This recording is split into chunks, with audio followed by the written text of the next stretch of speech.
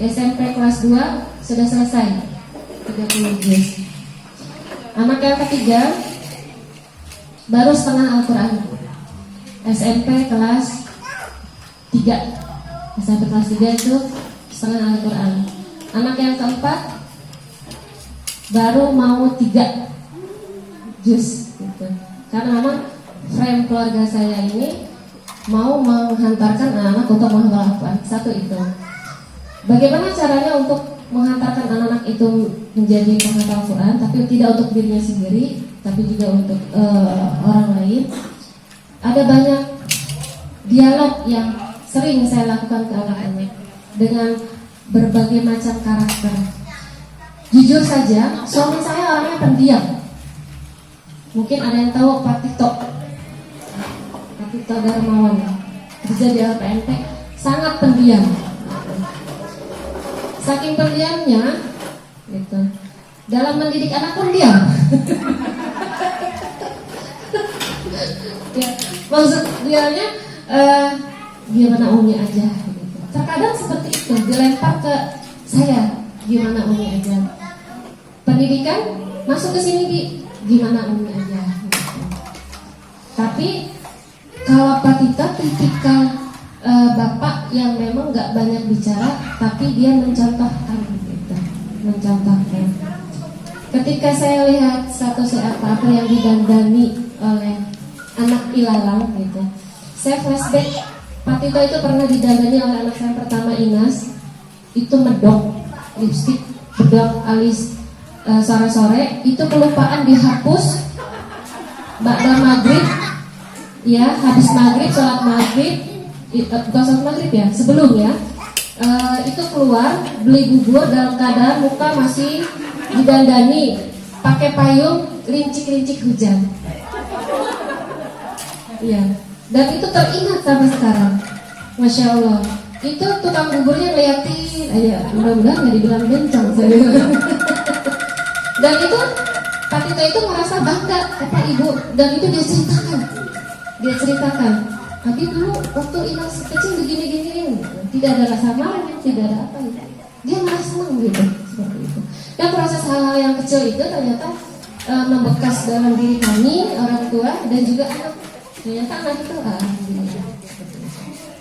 Cuma memang yang terasa muncul fitrah akil baliknya sampai yang tadi Pak Apri sampaikan itu adalah anak saya nomor 2, Zaitun Nur Fadilah.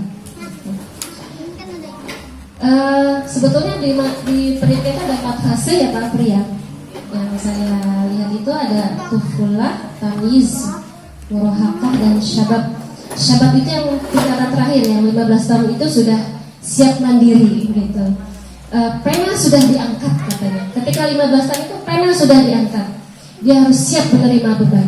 15 tahun. Percekcokan di situ antara orang tua dengan anak karena nggak mau diajak. Bukan nggak mau diajak, tidak mau disuruh beli sesuatu gitu lah ya gitu. Sampai kelas 4 SD. 4 SD itu usia berapa ya Bu? Pak? Sekitar 9 ya? 9 tahun. Akhir semester kelas 4, tanpa diduga anak ini laporan ke saya, Umi, Dede sudah selesai juz 30. Kapan hafalnya? Di mana hafalnya? Gitu. Ternyata dia nyelip temannya, anaknya Umi Hana, anaknya Bundani, yang awalnya memang hafalannya lebih banyak. Dia nyelip temannya tanpa orang lain tahu, tanpa gurunya pun tahu, kaget gitu, kaget. Ternyata yang selama ini saya lihat dia suka ngurung di kamar, sendiri di kamar, itu ternyata lagi ngapal Al-Quran Bu. Setelah itu di usia SD dia sudah menyelesaikan 3 juz dengan umi terbaik, kemudian gharib muskilah terbaik. Pada saat itu kita untuk menyelesaikan gharib saja yang dewasa agak susah gitu, gharib muskilah. Tapi karena sanggup, dan itu saya tidak tahu, parahnya saya nggak tahu Pak Bu, anak saya udah bisa begitu gitu. Makanya jadi belajar di mana? Flashback lagi ya Bapak Ibu ya. Sebelumnya keempat anak saya ini tidak saya keluarkan mengaji keluar rumah atau ke orang lain. Walaupun akhirnya saya punya sadar Quran sendiri, ngajak orang-orang anak-anak ngaji di saya gitu. Tapi anak saya pada saat itu tidak saya bolehkan ngaji keluar. Semua ngaji ke saya. Mulai dari waktu itu saya kiroati. Mungkin yang itu udah hafal ya, kiroati. Kiroati itu dari kiroati 1 sampai 6, anak-anak 4-4-nya di saya semua. Setelah mereka bagus bacaan Qurannya, dia punya dasar yang bagus bacaan Qurannya, ketika dia mau berguru keluar, saya suruh berguru. Dia punya merobi masing-masing di di sekolahnya. Fadlah sama Bu Erlin, sama Bu Asti, Bu Asti. Kemudian Teina sama siapa merobi hafalan Quran dan seterusnya. Jadi memang dasarnya itu anak-anak baca Quran itu sama ibunya. Sampai makhrajnya bagus, tajwidnya bagus. Saya nggak lepas Bu, nggak lepas. Sampai suatu saat nanti pertanyaan saya itu, anak-anak bisa baca Quran apa harus duduk begini? Apa dibiarkan mereka bisa sendiri gitu ya? Sebetulnya ada privatnya juga sih Pak Apri, ada privatnya juga. Kalau bagaimanapun juga untuk menjelaskan sama mencontohkan itu kan harus ada privatnya. Sedari kecil, sedari dini ini dengan segala tingkah laku anak-anak kita, fokus kita, perhatian kita, jiwa raga kita memang nggak boleh lepas dari mereka gitu, orang tua. Saya nggak tahu kalau Fadla itu udah bisa nulis dari kelas 4 SD.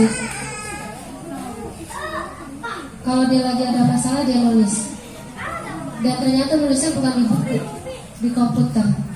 Ketika komputernya dicek, itu banyak cerpen dan novel yang akhirnya sama gurunya dipublish. Cerpen dan novel itu dekat dengan anak-anak. Lihat ketika dia diamnya, cerianya, itu mempunyai makna tersendiri. Jadi kita berselancar bersama anak-anak kita itu lebih mengasihkan kalau sudah tahu ilmunya. Kalau saya nggak tahu ilmunya Pak Apri, ya jujur, wallahi saya nggak tahu ilmunya. Pada saat saya mendidik anak-anak, yang saya tahu hanya saya mau menjadikan keluarga saya penghafal Quran, udah itu aja. Tapi ilmu yang sekarang Pak Apri sampaikan ke orang tua ilalang itu luar biasa. Oh, saya dulu pernah ngelakuin ini, tapi nggak tahu ilmunya. Coba kalau tahu ilmunya kan lebih enak gitu. Makanya selamat buat Bapak Ibu yang sudah masukkan anaknya ke sini, itu luar biasa gitu. Alhamdulillah. Mau bagaimana anak-anaknya mau seperti apa? Untuk mencapai itu, ketika rasa tega itu, rasa tidak tega itu muncul, saya pribadi langsung ingat ke tujuan awalnya. Fadla ini tadi yang saya dari awal saya bilang mau mengarahkan anak ke hafalan Quran itu untuk mengasih tahu pesantren ini enak, pesantren ini bagus. 3 tahun sebelumnya udah dikasih tahu. Jadi kita survei, kita kasih tahu pesantren Quran ini seperti ini, nanti kalau pesantren begini, menghafalnya seperti ini. Itu 3 tahun sebelumnya udah dikasih tahu. Bahkan ketika tetehnya duluan yang masuk pesantren, setelah belakangan dia udah langsung menilai ngajian. Tapi jangan lupa memang kalau saya ngobrol sama anak itu nggak yang serius, kayak begini aja ada ketawanya gitu. Kalaupun misalnya serius, ketika sudah menjurus ke tujuan hidup ke akhirat misalnya, udah mulai tuh rada-rada serius sedikit gitu ya. Tapi kalau seusia waktu itu SD SMP itu masih nyantai, masih ada ketawanya gitu. Diingatkan kembali. Tadi kan tujuannya mau ini, tujuannya kita kan seperti ini. Kemudian saya juga satu lagi yang saya lupa sampaikan, saya tekankan ke anak-anak. Nah, Umi memilih jalan ini gitu ya, berkecimpung di dunia Al-Quran. Kemudian Umi memilih untuk berbagi dengan orang-orang. Artinya bahasa sayanya pada situ karena anak, mungkin saya terlalu jadul kali ya, saya mau bahasainnya tuh kita memilih jalan dakwah gitu. Apa terlalu berat apa gimana, saya nggak ada deh Pak Apri. pada saat itu saya bilang ke anak-anak saya, bilang gitu, kita memilih jalan dakwah keluarga kita. Jadi ketika punya sesuatu ilmu atau gak bisa istilahnya, bukan untuk diri sendiri, nah kita harus berbagi sama orang lain gitu. Mungkin dari itu yang saya terapkan anak dari kecil gitu, dari kecil. Seperti tidak seperti Bu Linda kan, para umahat dan bapak-bapak di sini udah luar biasa ilmunya. Tadi menangani Fatih ada ilmunya gini-gini, saya pada saat itu belum tahu ilmunya gitu. Yang saya tahu, saya mau jadikan anak saya hafal Quran, sama saya keluarga saya memang sudah mau dihibahkan ke keluarga dakwah. Udah itu aja. Tapi teknisnya yang seperti sekarang ini diulik sama Pak Apri di sekolah dalam, saya belum paham sama sekali. Saya nggak tahu ilmunya. Dan yang saya tahu ilmunya itu pelan-pelan dari perjalanan otodidak saya dalam mendidik anak-anak gitu. Pada saat itu yang nggak keluar dari syariat, tas gitu nggak keluar dari syariat. Pada saat itu tega nggak tega, saya harus tega. Lulus SD Fadlah pesantren. Kemudian pulang sendiri, jalan sendiri, anak perempuan dan seterusnya itu ada perasaan nggak tega sebetulnya. Cuman pada saat itu Allah akan menjaganya, udah itu aja. Allah akan menjaganya. Dan itu memang nggak semudah yang kita bayangkan. Bilang Allah akan menjaga, nggak, tetap ada perasaan apa namanya, khawatir, gitu, khawatir. Tetapi balik lagi, Bapak Ibu, ketika pada saat itu ketauhidan kita kepada Allah kuat, gitu ya, ketawakalan kita kepada Allah kuat, maka kita akan tenang. Pada saat itu pada dari Cirebon ke Rangka sendiri nyasar pabrik, turun dari Gapirnya itu nyasar. Dia bukannya masuk ke gate yang buat keluar, dia malah ke yang mau ke bus itu tuh apa sih? Busway, ya busway. Kemudian dia berani minjem HP orang lain yang dia kenal. Bu, pinjam HP-nya, dia cerita, saya menelpon ibu saya gitu. Tadi dia berani bilang begitu, dia nelpon, Umi ada di mana? Umi dari bolak balik dari gate 1 ke gate 2 itu jauh Bu. Saya bolak balik nyari anak ini, penumpang udah pada keluar semua. Arifatlah nggak ada, ternyata dia nyasar ke busway. Dia telepon, Umi Dede ada di sini gitu. Dan pada saat itu betul-betul ketawakan kita kepada Allah diuji.